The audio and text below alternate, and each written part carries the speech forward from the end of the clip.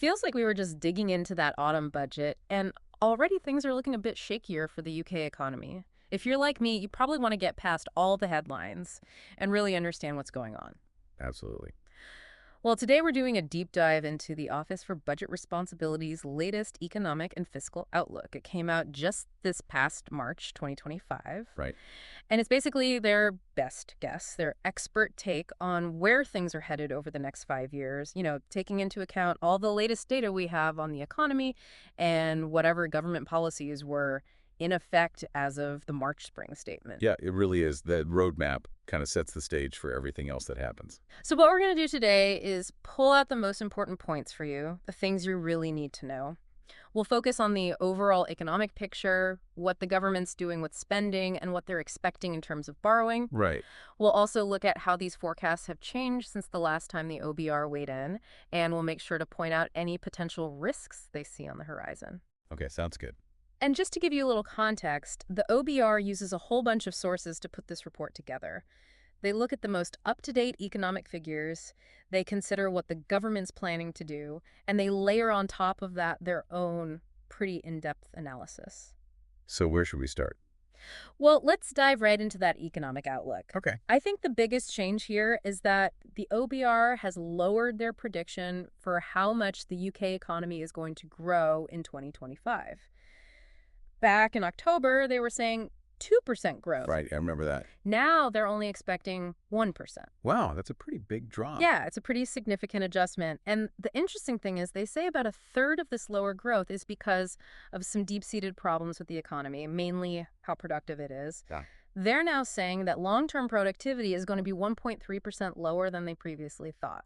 So that's a kind of fundamental shift in their view. So that's one third of the story. What about the other two thirds? Well, they're blaming that on what they call cyclical factors. These are Well, things that are more short-term, kind of like bumps in the road. And they're specifically pointing to higher interest rates. They're expecting those to go up. And also the ongoing effects of those high gas prices in Europe and just a general increase in uncertainty around the world. yeah, it seems like there's a lot of that going around these days. Yeah. So basically, they're saying the economy is facing some strong headwinds right now. Exactly. Okay, so you mentioned this downward revision in trend productivity. That sounds kind of like a wonky term, but I think it's actually pretty important. What are they saying is causing that? So they're looking at the fact that productivity growth in both 2023 and 2024 was weaker than they expected. And they're saying it looks like businesses now have more spare capacity than they thought. What that means is that companies could be producing more with the resources they already have, but they're not. Hmm. But even with that spare capacity, they're still lowering their long-term outlook for productivity. So basically, they're just not as optimistic about how efficient the UK economy is going to be in the future. So if they were expecting the UK economy to be like a well-oiled machine, they're now thinking it's going to be a bit more like I don't know, a rusty bicycle. Yes, something like that. Okay, so how does this affect things in the short term, like over the next year or so? Well, it means there's going to be a bigger negative output gap. Now, think of the output gap as the difference between what the economy could produce if it was firing on all cylinders and what it's actually producing. Right. So a bigger negative output gap means there's even more of that spare capacity, like we were just talking about. And because of that, they're saying the unemployment rate is going to be a bit higher than they originally thought. They're expecting it to peak at about 4.5% in 2025. Okay, so that's 4.5% of people who want to work but can't find a job. Exactly. And that translates to about 160,000 more people unemployed than they predicted back in October. Now, they do think the unemployment rate will start to go down after 2025, getting back down to about 4.1% eventually. But still, it means there's a slightly higher risk of people losing their jobs in the coming year. Yeah, that's definitely something to keep an eye on. Now, I know there's been a lot of talk lately about changing population estimates. How does that play into all of this? Right. So the Office for National Statistics, they've actually revised their estimate of the UK's adult population upwards. They're saying it'll be about 500,000 higher in 2024 than they originally thought. Wow, 500,000, that's a lot of people. Yeah, and it's mostly due to higher net migration. And they've also revised the size of the labor force up by a similar amount. But the interesting thing is, despite some ups and downs throughout the year, it looks like the average number of hours people worked in 2024 ended up being pretty close to what they originally forecast. Okay. So what about the employment rate? Well, they're expecting that to dip a bit from 60.5% in late 2024 to 0.2% by 2029, so a small decrease. And the main reason for that is the UK's aging population. There are more people retiring than entering the workforce. Makes sense. Now, that effect is a bit stronger than the impact of raising the state pension age, which you'd think would push the employment rate up. Right. But they are expecting to see a slight decrease in the number of people who are out of work because they're caring for someone. And they're saying that's probably because the birth rate is falling, so there are fewer young children to take care of. Okay, so we've talked about employment.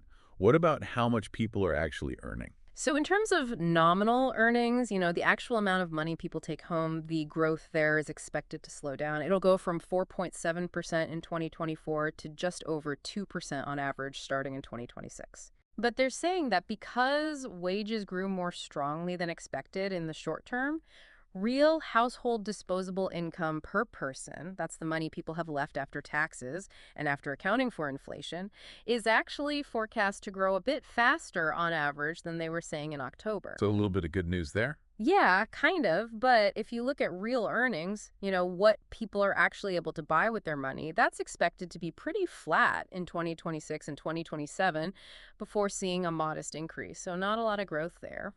And what about inflation? I feel like everyone's really worried about that right now. Yeah, it's definitely top of mind for a lot of people. So the OBR is saying that CPI inflation, that's the Consumer Prices Index, it's going to rise to 3.2% in 2025 before starting to fall back down to around the government's target of 2% from mid-2026 onward. Okay, so it's going to get a little worse before it gets better. Yeah, they're expecting it to peak at about 3.8% in July of 2025. And a big part of that peak is because of energy prices, which are still pretty volatile. RPI inflation, which is the Retail Prices Index, that's also been revised upwards for 2025, basically following a similar pattern to CPI. So not great news for anyone who's trying to stick to a budget. No, not really. Okay, let's shift gears a bit and talk about how people are expected to be spending and saving. What's the OBR saying about the overall composition of economic activity? Okay, so they're predicting that the household saving rate is going to stay relatively high in 2025 before it starts to come down gradually over the rest of their forecast period. So that suggests that people might be being a bit cautious with their money in the near term. And when it comes to spending real private consumption, that's how much people are buying in goods and services adjusted for inflation, that's expected to grow by an average of 1.5% a year. Okay, so some modest growth there. Yeah. Now, it's interesting, when we look at trade, the OBR is still saying that Brexit is going to have a pretty big long-term impact. They're expecting it to reduce what they call the trade intensity of the UK economy by about 15% in the long run. Trade intensity, what does that mean? Yeah, it's basically a measure of how much the UK imports and exports relative to the size of its economy. So they're basically saying the UK is going to be less involved in buying and selling goods and services with other countries than it would have been if it had stayed in the European Union. I see. So less trade overall. Right. Now, this is where it gets really interesting, I think. The OBR actually explores a few different scenarios in their report about what might happen with U.S. trade policy. Can you tell us a bit about those? Yeah, definitely. This is important stuff, especially with all the trade tensions we're seeing around the world right now. So they look at three possible scenarios. The first one is that the U.S. slabs a 20% tariff on all imports from every single one of its trading partners. So that's basically a tax on all goods coming into the U.S. from anywhere in the world. Exactly. And if that happens, the OBR reckons that UK inflation could be about 0.3 percentage points higher in 2025 and 2026 than in their main forecast. And they say the UK's GDP, the overall size of the economy, could shrink by as much as 0.4% in 2026 and 2027. Okay, so that could have a real impact. What's the next scenario? So the second scenario is a bit more targeted. It looks at what would happen if the U.S. only put those 20% tariffs on goods coming from China and the European Union. So kind of leaving everyone else out of it. Yeah, exactly. And in this case, they say the impact on the UK economy would be smaller, with GDP falling by about 0.1% at most. Okay, so less of a direct hit to the UK. Right. And the third scenario, I'm guessing that's the worst case scenario. Yeah, basically. They imagine that all of the U.S.'s trading partners, including the UK, retaliate by putting their own tariffs on American goods. So it basically turns into a big trade war. Yikes, that doesn't sound good. No, not at all. And in that case, the OBR says UK inflation could end up being 0.6 percentage points higher than their main forecast in 2025 and 2026. And the hit to GDP would be a lot bigger, with the economy shrinking by around 1% in 2026 and 2027. So that really shows how quickly a trade dispute could escalate and cause some serious damage. Yeah, for sure. Now, I want to switch gears again and talk about the housing market. That's always a big factor in the UK economy. What's the OBR's take on that? Okay, so when it comes to how many new homes are being built, they've actually raised their forecast quite a lot. They're now expecting 137,000 more homes to be added over the next 5 years than they were saying in October. Oh, wow. So that's a pretty significant increase. Yeah, it is. And they're mainly putting that down to the changes to the planning system that the government announced in the revised National Planning Policy Framework. They're expecting more privately built homes to be completed, and they're predicting that the overall number of homes being added to the housing stock will reach about 305,000 per year by the end of their forecast period. They even mentioned the possibility of some development happening on land that's currently designated as Greenbelt. So that's the supply side. Yeah. What about demand? How many people are they expecting to be buying and selling homes? They're saying that the number of property transactions is going to go up, partly because there are going to be more new homes available thanks to those planning reforms. They're projecting an average increase of about 4% in the number of transactions over the last 3 years of their forecast. Okay, so more activity in the housing market overall. Right. And what does that mean for house prices? So they're expecting house price growth to slow down to 2.8% in 2025 and then average about 2.5% per year after that. That's pretty much in line with their forecast for how much nominal earnings are going to grow. And because they're predicting this bigger increase in the number of homes being built, they're actually saying the average house price is going to be about 0.8% lower by 2029 than it would have been if they hadn't changed their forecast. So basically, they're saying that having more homes available could push prices down a bit. Interesting. So last question on the economic outlook. What about nominal GDP growth? That's the growth of the economy in current prices without adjusting for inflation. Right. They're expecting that to be basically unchanged on average from 2025 to 2026 onward compared to what they were saying in October. Okay, got it. So let's move on to the government's finances now.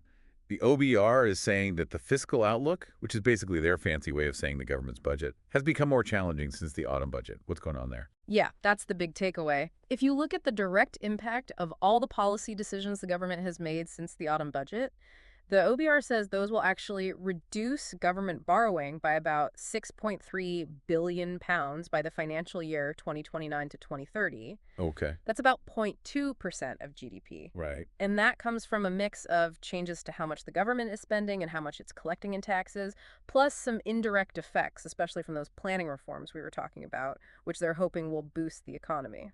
So if they're trying to reduce borrowing in the long term, what's making things so tough in the near term? Well, for one thing, the OBR is saying that the government is going to bring in a lot less tax revenue this year in 2024 to 2025 than they were originally expecting.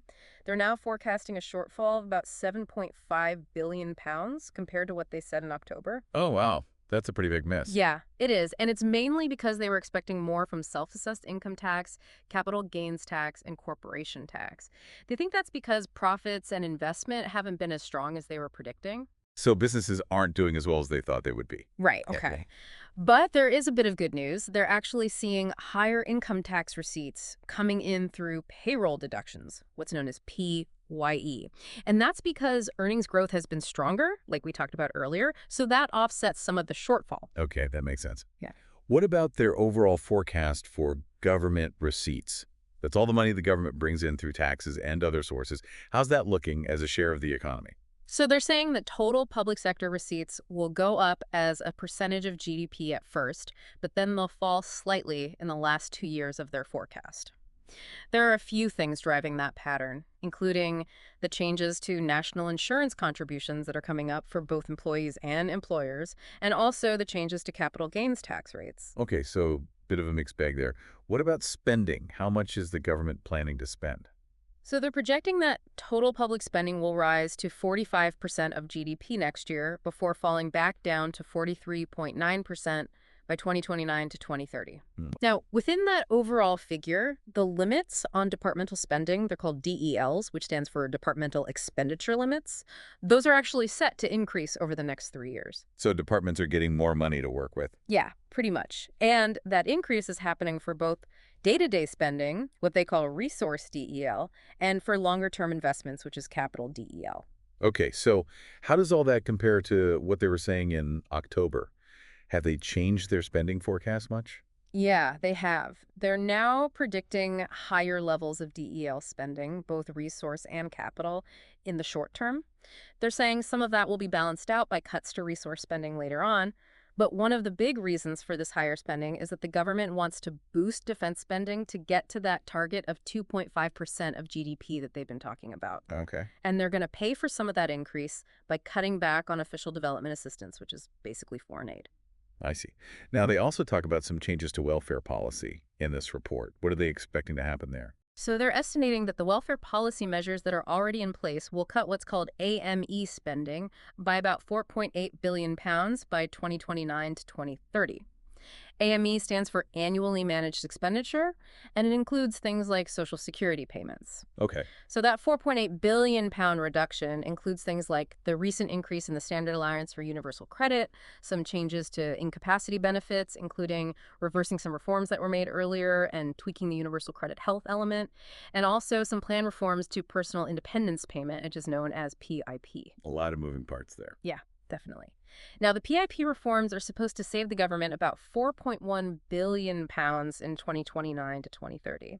And that's supposed to happen through stricter rules about who qualifies for PIP and also by making it easier for people to get assessed for PIP. Okay. But there's one big thing they haven't fully factored into these costings yet. The government has said they want to get rid of work capability assessments, which are used to figure out if people are eligible for certain sickness benefits. Right. But they haven't decided on all the details of how they're going to do that yet, so the OBR can't say for sure how much it's going to cost or save. Okay, that makes sense. Are there any other policy changes that are worth mentioning? Yeah, a couple of things on the tax side. The government is planning to give more money to private debt collection agencies, and they think that will bring in an extra 0.6 billion pounds in tax revenue by 2029 to 2030. So trying to crack down on people who owe taxes? Exactly. They're also predicting that the HMRC tax gap will shrink, which means they'll be collecting more of the tax that's owed. And that's because of some measures they've put in place to improve tax compliance. Right. And then, like we talked about earlier, those reforms to the planning system for housing, they're supposed to give the economy a bit of a boost. And that should lead to higher receipts from stamp duty land tax, which is the tax people pay when they buy a property. Okay. Now, the OBR does say that they're not entirely sure how quickly those planning reforms will lead to more homes being built, so there's some uncertainty there. So after all that, what's the OBR's final verdict on government borrowing? They're saying that public sector net borrowing will go down from 4.2% of GDP this year to 1.6% of GDP by 2029 to 2030. So that's a good sign, right? Less borrowing. Yeah, it is. But they are now forecasting higher borrowing across most of the forecast period than they were back in October. And all those policy measures we were just talking about, they are helping to bring the overall level of borrowing down. Okay, so a bit of a mixed bag there, too. What about the total amount of debt the government has? So public sector net debt is forecast to drop slightly next year before going back up to 96.1% of GDP by 2029 to 2030. And that's actually higher than they were forecasting in October. Now, the OBR also points out that public sector net debt, excluding the Bank of England, which is a measure that some economists like to use, is actually going to go up every single year of the forecast period. Okay, so there are some risks there. The OBR always highlights some of the things that could throw their forecasts off. What are they worried about this time?